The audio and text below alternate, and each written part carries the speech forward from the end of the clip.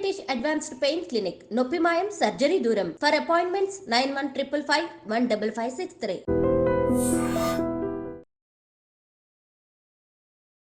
Hi guys, welcome to I dream. నేను మీ చాణక్య.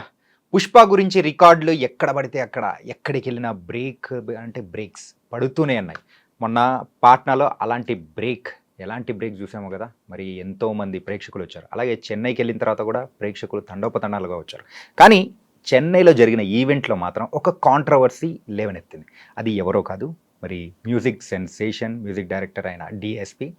అసలు ఎందుకు అంత కోపం వచ్చింది, ఆ కాంట్రవర్సీ ఇంత పెద్దగా అవడానికి గల రీజన్ ఏంటి, అసలు డిఎస్పికి కోపం ఎందుకు వచ్చింది అనే దాని గురించి కూడా ఇప్పుడు మనతో మాట్లాడదాం. మనతో మాట్లాడడానికి ఇప్పుడైతే ఫిలిం క్రిటిక్ మరియు సీనియర్ జర్నలిస్ట్ భరద్వాజ్ గారు ఉన్నారు. ఆయనతో మాట్లాడదాం. సార్ నమస్తే. సార్ నమస్తే సార్. పుష్ప గురించి అందరూ అని హైప్ ఎక్కించుకుంటూ అరే మూవీ ఎప్పుడు వస్తుందని చెప్పేసి అనుకుంటూ ఆ టైప్లో ఉన్నారు.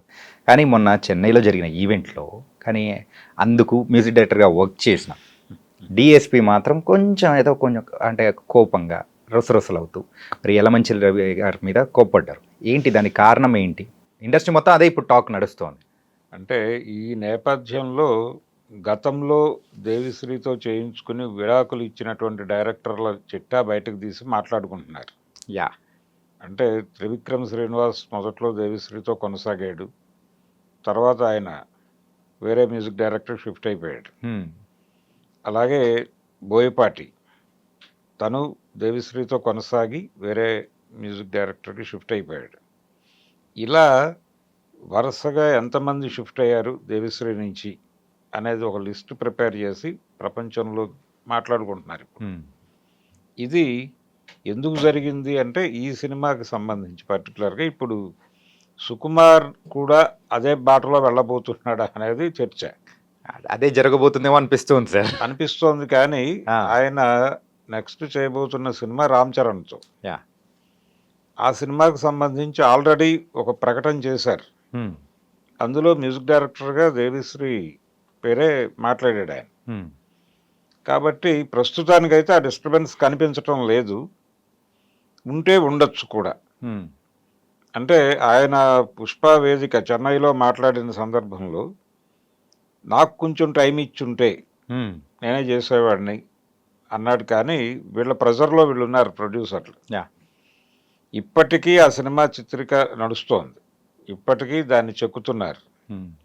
ఇంకా పూర్తిగా పనులు కాకపోవడం వల్లనే సుకుమార్ ప్రీ రిలీజ్ ఈవెంట్లో ఎక్కడ కనిపించడం లేదు. అంటే ప్రింట్ రెడీ చేయటం మాత్రమే కాదు, దాన్ని ఎన్ని భాషల్లో రిలీజ్ చేస్తున్నారు అన్ని భాషల్లోనూ అన్ని పనులు కంప్లీట్ అవ్వాలి. కంప్లీట్ అయ్యి 5వ తారీఖు తెర మీద బొమ్మ పడాలి. ఈ పనిలో ఉన్నారు ఆయన. అయితే ఇది ఇలా 3 ఏళ్ళు నడిచింది సినిమా.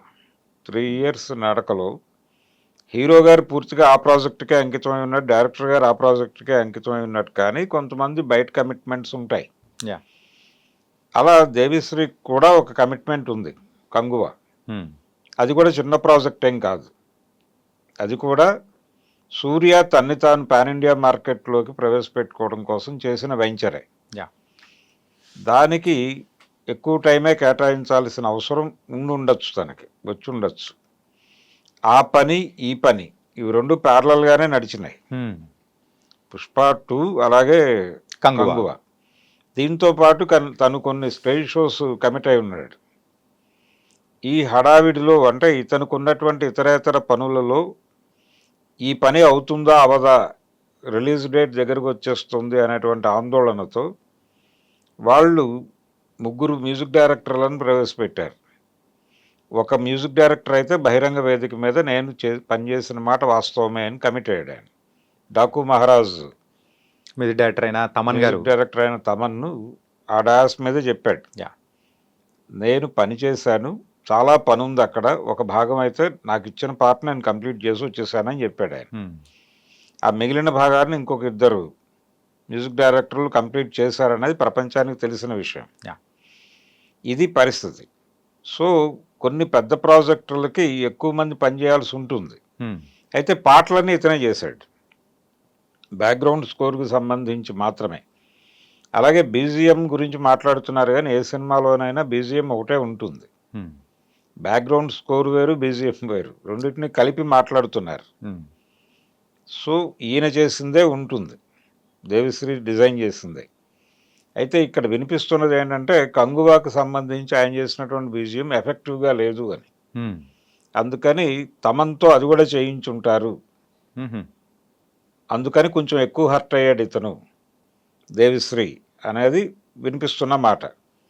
ఇంకోటి ఏంటంటే బయట వినిపిస్తున్నది కూడా అంటే పుష్ప 1కి అయితే సో మొత్తం తనే చేసి మరి మంచి క్రెడిట్ అనేది కూడా హిట్ వచ్చింది, దానికి తగ్గట్టు మ్యూజిక్ డైరెక్టర్గా తనకు కూడా మంచి పేరు వచ్చింది.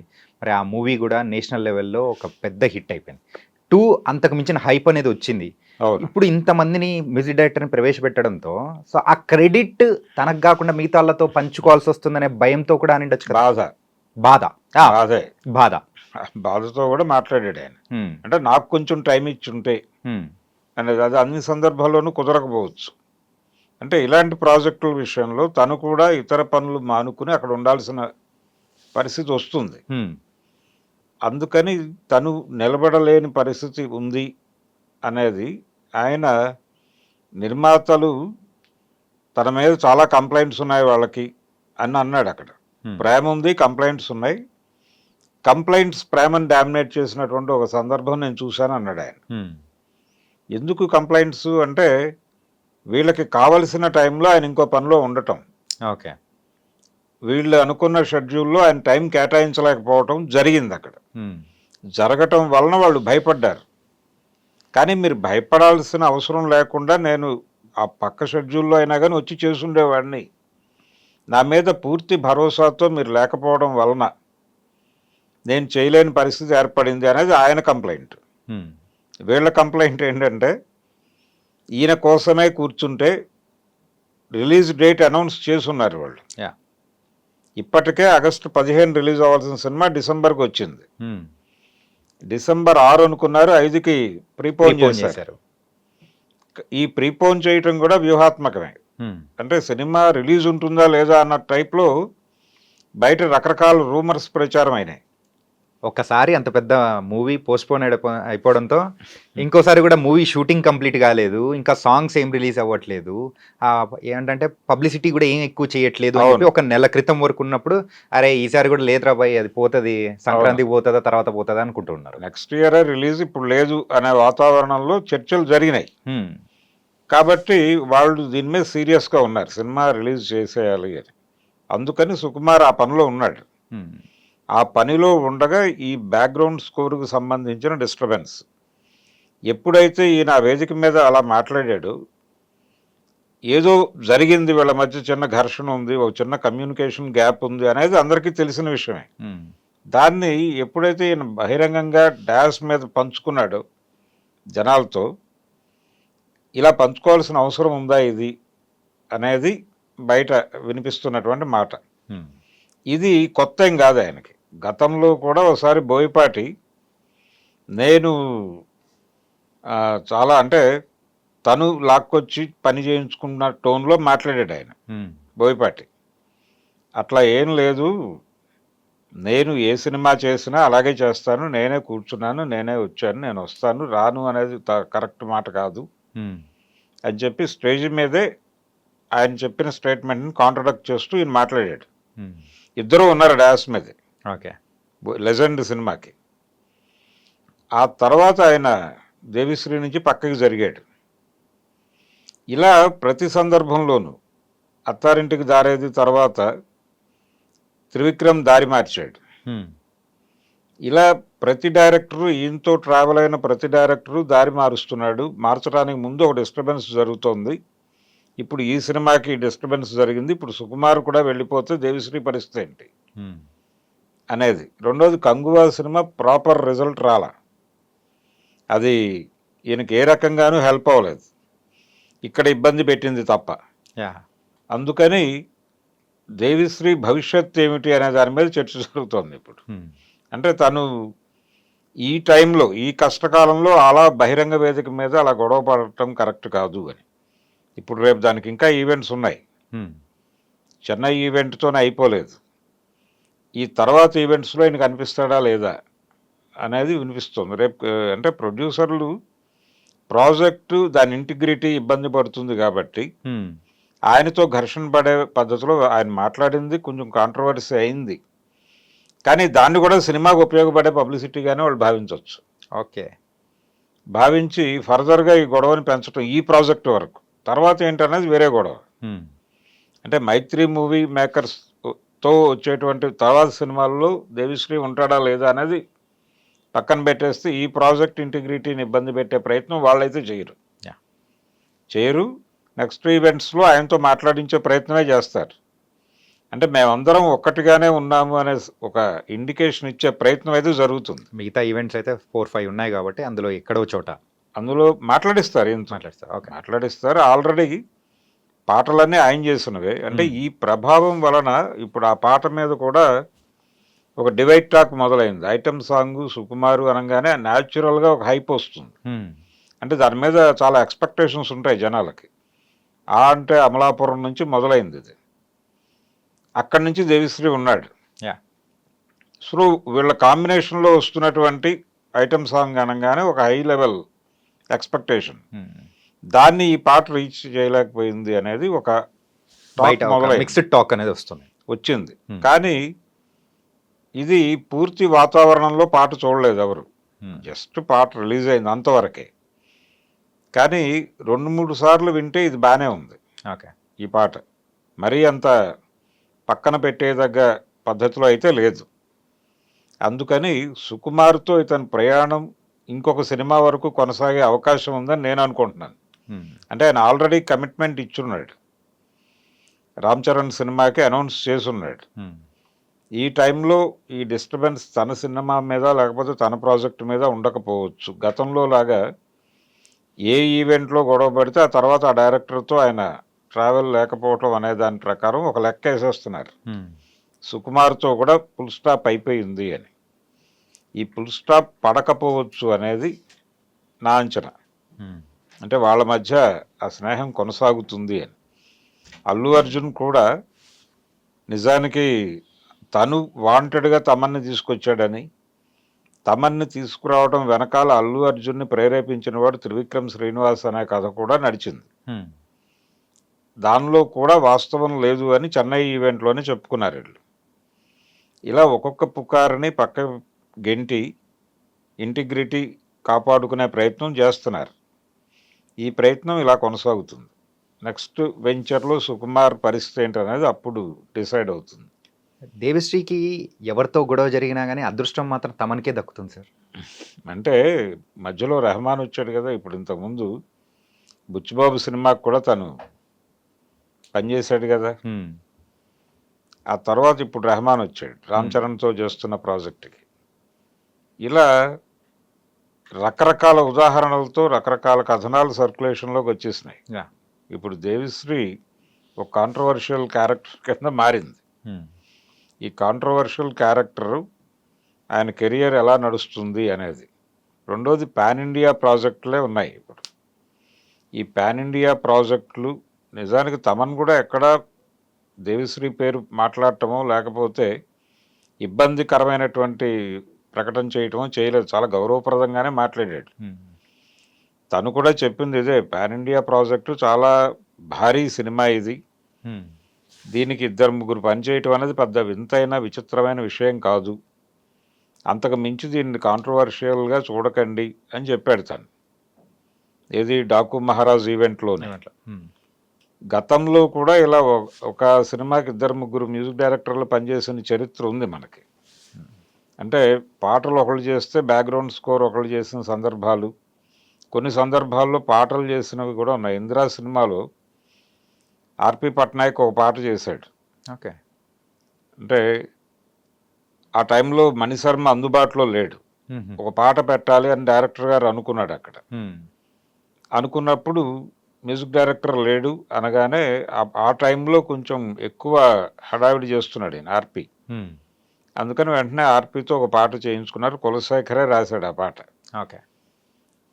అది అలాంటి సందర్భాలు చాలా కనిపిస్తాయి సినిమా ఇండస్ట్రీలో. అలాగే చాలా పెద్ద ప్రాజెక్ట్, ఇప్పుడు అల్లూరి సీతారామరాజు లాంటి ప్రాజెక్టుకి సత్యం గారు పనిచేశాడు. ఆదినారాయణరావు గారి ప్రాజెక్ట్ అది. ఇలాగే భక్త కన్నప్ప సినిమాకి కూడా ఆదినారాయణరావు గారికి హెల్ప్ చేశాడు ఈయన వెళ్ళి. హెల్ప్ చేయటం కేవలం ఆర్ఆర్ వరకే కాదు, ఒక 2-3 పాటలు కూడా ఈయన చేసి పెట్టాడు ఆయనకి. ఓకే. ఇలాంటి అలాగే ఇళయరాజా గారి సినిమాల్లో కూడా కనిపిస్తారు. వేరే అంటే ఎల్ వైద్యనాథన్ పేరు వైద్యనాథన్ గారు. ఇలా చాలామంది మ్యూజిక్ డైరెక్టర్లు పెద్ద ప్రాజెక్ట్ అనుకున్నప్పుడు వేరే మ్యూజిక్ డైరెక్టర్తో కలవటం నడుస్తుంది. కానీ ఇక్కడ గొడవ ఏంటంటే తను కాదు చూస్ చేసుకుంది, ప్రొడ్యూసర్లు చూస్ చేసుకున్నారు. అది గొడవ. ఓకే. మాయాబజార్ సినిమా అప్పుడు రాజేశ్వరరావు గారు ఆ సినిమాకి మ్యూజిక్ డైరెక్టరు, ఆయనతో చిన్న విభేదం డైరెక్టర్కి వచ్చింది. వెంటనే ఆయన షట్ డౌన్ చేసి వెళ్ళిపోయాడు ప్రాజెక్ట్ నుంచి. వెళ్ళిపోయిన తర్వాత ఘంటసాలను తీసుకున్నారు. అంటే రాజేశ్వరరావు గారు దాదాపు 7-8 సినిమాలు అలా వదిలేశాడు. చిన్న మాట పట్టింపు, ఏదైనా చిన్న మాట పట్టింపు వస్తే ఆయన ప్రాజెక్ట్ వదిలేసేవాడు. నమ్మిన బంటు కూడా ఆయన చేయాల్సిన సినిమా ఆయన సగం చేశాడు, చేసి వదిలేసి వెళ్ళిపోయాడు. దానవేరు సూరకర్ణ కూడా ఆయనే. అంటే ఆ మొదటి పాట ఏ తల్లి నిన్ను కన్నదో అనేది రాజేశ్వరరావు గారు చేశాడు. ఆ తర్వాత వదిలేసి వెళ్ళిపోయాడు. సీతారామ కళ్యాణం కూడా ఆయన అలా వదిలేసి వెళ్ళిపోయాడు. అంటే ప్రొడ్యూసర్గా ఉన్నటువంటి త్రివిక్రమరావు గారు ఏదో అడ్వైజ్ చేసే ప్రయత్నం చేశాడట. చేస్తే ఆ మర్నాడు ఆయన మ్యూజిక్ సిట్టింగ్కి రాకపోతే ఎన్టీఆర్ ఫోన్ చేశాడు ఆయన ల్యాండ్ లైన్కి. చేస్తే మీ తమ్ముడు గారు పెద్ద సంగీత విద్వాంసుడు అండి, ఆయనతో మ్యూజిక్ చేయించుకోండి అని పెట్టేశాడు ఫోన్. ఆ తర్వాత ఆయన పెండ్యాల నాగేశ్వరరావు పెట్టుకుని చేయించుకున్నాడు. ఆ సినిమాకేమో గాలి పెంచల నరసింహారావు గారితో చేయించుకున్నాడు సీతారామ కళ్యాణానికి. దానవేరు సూరకర్ణకి పెండ్యాల గారితో కంప్లీట్ చేయించుకున్నాడు. ఇలా కొన్ని సందర్భాల్లో మ్యూజిక్ డైరెక్టర్తో వచ్చినటువంటి ఇబ్బంది వలన వేరే సంగీత దర్శకుడిని పెట్టుకుని ప్రాజెక్టులు ముందుకు తీసుకెళ్ళిన చరిత్ర ఉంది మనకి. అయితే ఇక్కడ అలాంటి పరిస్థితే కనిపించింది దాదాపుగా. ఓకే. అంటే దేవిశ్రీ ప్రసాద్ మరో ఎస్ రాజేశ్వరరావు కాబోతున్నాడా ఇండస్ట్రీలో అనేది చూడాలి. ఓకే. ఇందాక కిసిక్ సాంగ్ గురించి మాట్లాడారు కదా, అయిందంటే ఒక డివైడ్ టాక్ వచ్చిందని. ఈ కాంట్రవర్సీ వల్ల దానికి రావాల్సినంత హైప్ రాకుండా ఆగిపోయిందని అనుకోవచ్చా? అంటే దీని ప్రభావం కూడా ఉంది దాని మీద. అంటే జనాలు ఇంకొంచెం ఓవర్ క్రిటికల్గా వెళ్ళారు. ఆ ఓవర్ క్రిటికల్గా వెళ్ళటం వలన అది ఏదో ఉంది పాట అనే అభిప్రాయంగా బయటకు వచ్చింది. ఇది లేకపోతే అది మామూలుగానే వెళ్ళిపోయి ఉండేది. అంటే ఇప్పుడు 2-3 సార్లు వింటే బాగానే ఉంది అనే అభిప్రాయంతో కొంతమంది ఉన్నారు. అది టోటల్గా పుష్ప 2 బ్యాక్డ్రాప్లో దేవిశ్రీ ప్రసాద్ మరో ఎస్ రాజేశ్వరరావు కాబోతున్నాడు అనేది చూడాలి. Nice sir. మరి ఇండస్ట్రీలో ప్రెసెంట్ జరుగుతున్న కాంట్రవర్సీకి అండ్ మీ యొక్క విశ్లేషణ అనేది కూడా చాలా చక్కగా ఇచ్చారు. Thank you so much. Thank you. DSP controversy అసలు దేనివల్ల వచ్చింది, అసలు ఏం జరుగుతుంది ఏంటి, మరి పుష్ప రిలీజ్కి ముందు మళ్ళీ డిఎస్పి మిగతా ఈవెంట్స్లో కనిపిస్తాడా లేదా అనేది కూడా మనం వేచి చూద్దాం. సో మరో ఇంటర్వ్యూతో మళ్ళీ కలుద్దాం. అంతవరకు take care. This is your Chanakya.